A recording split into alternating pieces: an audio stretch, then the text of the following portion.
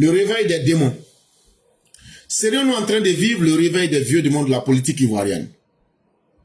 Ceux qui maîtrisent la magie d'attiser et véhiculer insidieusement les vilains sentiments de la haine, du mépris, du bellicisme dans les cœurs et dans les esprits. Ce n'est un secret pour personne. Depuis pratiquement, on va dire maintenant, l'arrivée de Laurent Gbagbo, ceux qui savent regarder entre 2011 et 2021, la Côte d'Ivoire était devenue un pays en paix. La Côte d'Ivoire était devenue un pays où même ces idées de xénophobie ou autres étaient devenues comme un souvenir. Malheureusement, avec l'approche des élections, tout semble nous faire croire que les vieux démons ont repris du service dans la politique ivoirienne. C'est eux qui ont l'art de maîtriser la haine, l'art de mépriser les autres, l'art de blesser les cœurs et les esprits des autres. C'est devenu leur mission au sein de la politique. Et ça ne les gêne pas, parce qu'il n'y a rien en face pour les inquiéter. Et cela, chaque fois que la nation doit franchir une échéance électorale présidentielle, en tout cas au fur et à mesure qu'approche la date de la présidentielle du 25 octobre 2025, l'échiquier politique vibre, nourri de discours au élan incitatif à la division, au rejet systématique de l'autre, exhortant plutôt aux agitations sociales en suscitant de ce fait même une terrorisation de la population. En vérité, ce qu'on appelle les terroristes, ce ne sont pas seulement ceux qui sont dans le désert, ou bien ceux qui sont en Afghanistan, ou bien même ceux qui sont partout, où que vous puissiez les voir à la télévision. Mais le terroriste aussi, c'est celui-là même qui crée la terreur. La terreur, c'est comment créer la peur chez l'autre. Et aujourd'hui, nous avons des terroristes dans notre politique. Parce qu'aujourd'hui, avec l'approche des élections, c'est eux qui ont intérêt à ce que la population puisse avoir peur. C'est eux qui ont intérêt à ce que la population puisse être divisée. C'est eux qui ont intérêt à ce que quelqu'un puisse détester son semblable humain. C'est eux qui ont intérêt à tirer des avantages des agitations sociales. Ça veut dire des grèves ou bien des mouvements ou bien on va faire sortir les gens. C'est eux qui ont intérêt à ce que le désordre puisse envoyer la peur dans le cœur des populations. Parce que eux, leurs intérêts sont mieux que la population elle-même. À ce jour, la sempiternelle question qui revient sur nombre de lèvres, par moments tremblotante, est la suivante. Allons-nous vraiment assister à une élection présidentielle apaisée, sans retomber dans cette crise post-électorale de 2010 qui avait déchiré le pays? Et donc ceux qui sont des gens hésitants se disent, mais avec tout ce qu'on entend et tout ce qu'on voit là, est-ce qu'on ne va pas encore tomber dans la crise de 2010? À ces personnes-là, je répondrai que d'abord en 2010, c'est l'État, les représentants de l'État qui étaient censés vous protéger. C'est eux-mêmes encore qui étaient ceux qui créaient la violence. Gbagbo l'a dit, que c'est celui qui a perdu les élections qui a créé les conditions de la violence. Or, Mamadou Koulibaly nous a dit que Alassane Ouattara a gagné les élections. Lorsque Alcide Djedje est parti aux conclusions de l'UA, il nous a dit que c'est Alassane Ouattara qui a gagné. La CEDEAO nous a dit que c'est Alassane Ouattara qui a gagné. L'ONU nous a dit que c'est Alassane Ouattara qui a gagné. Yao Kolondré est venu reconnaître qu'ils avaient été habités par le démon. C'est ce qui leur a fait prendre de mauvaises décisions. Mais c'est ceux-là qui étaient à la tête du pouvoir qui ont créé les conditions du désordre. Ça, c'était en 2010. Mais aujourd'hui, en 2025, ceux qui sont à la tête du pays, eux là, eux disent que eux, leur intérêt là, ça se trouve dans le maintien de la paix. Voilà la grande différence. Ceux qui ont peur là, c'est pour vous qu'on donne ces exemples. Quand on parle à un être humain, quand tu touches l'esprit, le cœur sera touché.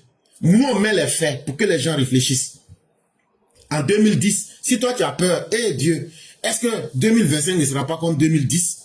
La première chose qu'on te dit là, c'est qu'en 2010 là, ceux qui étaient à la tête du pays, Gbagbo et son groupe là, eux, leur intérêt c'était de créer le désordre.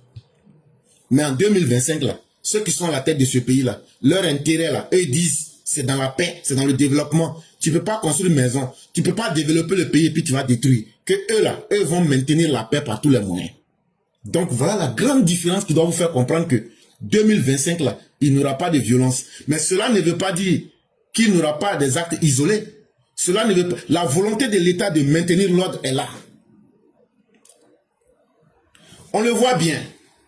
L'exutoire ou mieux, le processus pour se conférer la crédibilité politique, requise pour certains et toujours par les mêmes, n'a nullement évolué.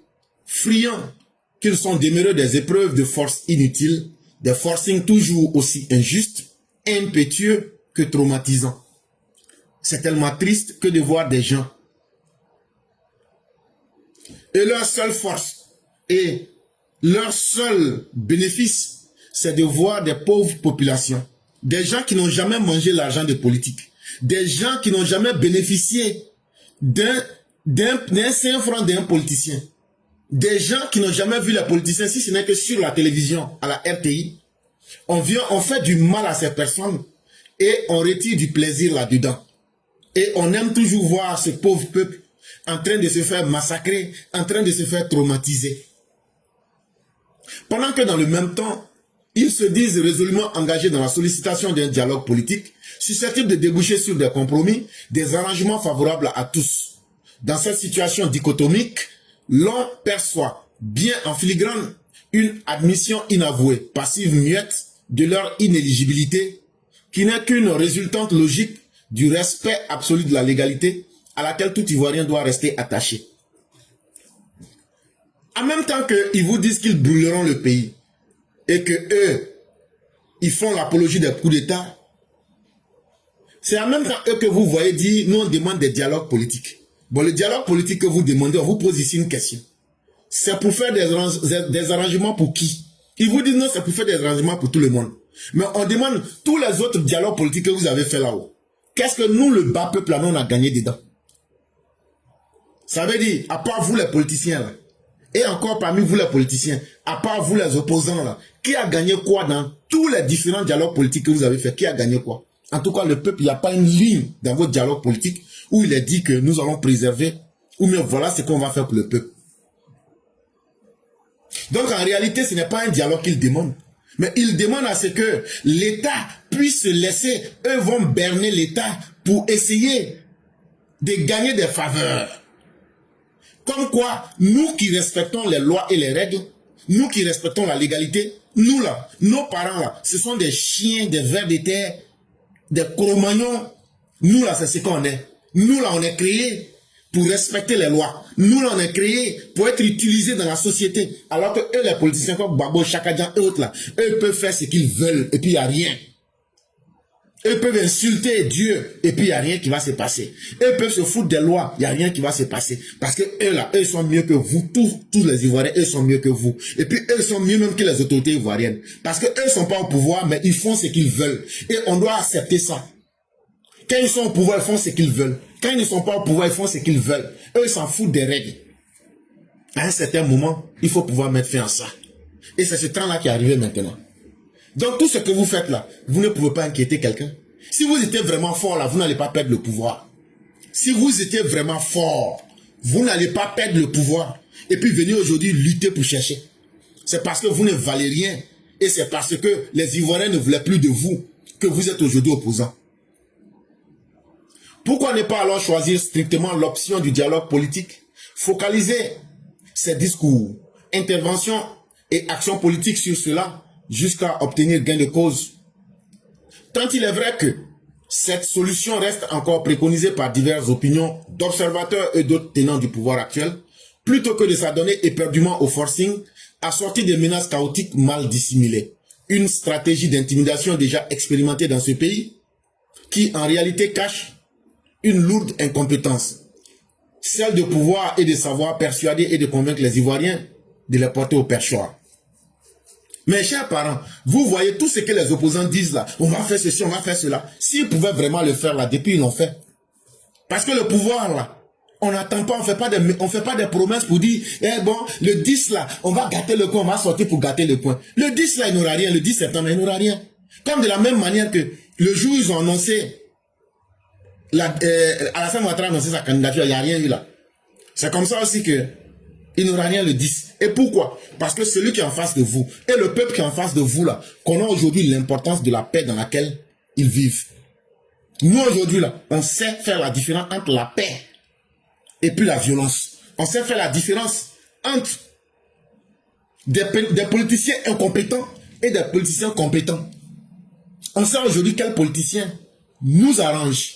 Donc, les discours chaotiques, les bases pour essayer de verser le venin, pour jouer les durs dans leur bouche. Mais la réalité est en face de tous. Vous pensez que tous les moyens qu'on a, on va prendre pour vous regarder et vous allez attacher nos pieds, nos mains, et puis on va vous regarder. Ou bien vous allez donner somnifère à tous les Ivoiriens. Vos intimidations, ça ne passera pas. Ça n'inquiète personne.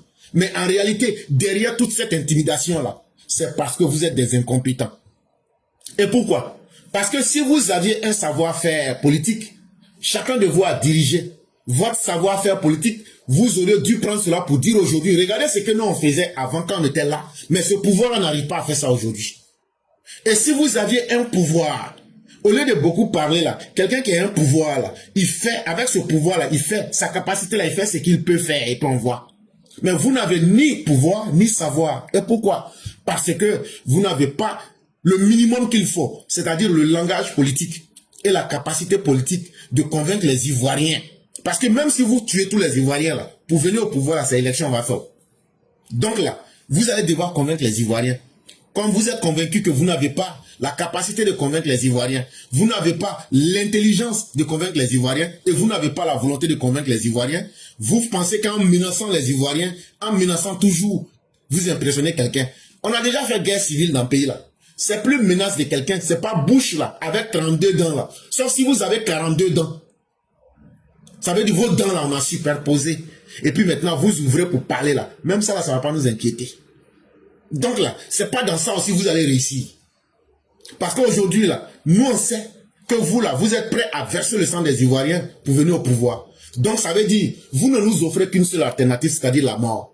Là où je vais mourir là, je vais me défendre. Mais vous êtes incapable de convaincre les Ivoiriens que vous pouvez venir au pouvoir par des alternatives politiques, par un programme de société. Et cette faiblesse-là, c'est ce qui vous fait tomber dans la violence. Mais vous trouverez en l'état de Côte d'Ivoire une dose de violence tellement robuste que vous allez vous dire, si nous avions su, nous n'aurions jamais fait la politique.